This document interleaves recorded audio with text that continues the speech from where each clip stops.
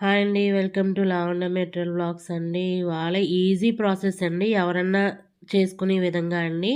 Magnet చేసుకునండి chicken కాజు fry అండి. Hi అండి.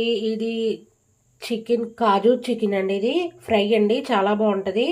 ముందుగా చికెన్లో ఉప్పు, కారం, పసుపు, అల్లం వెల్లుల్లిపాయ, పుదీనా, పచ్చిమిర్చి, కాజు, కరివేపాకు, కొత్తిమీర, గరం మసాలా, పుచ్చిపప్పు పేస్ట్ కొంచెం వేసండి మ్యాగ్నేట్ చేసి 4 గంటల ముందు ఫ్రిడ్జ్లో పెట్టుకోవాలండి.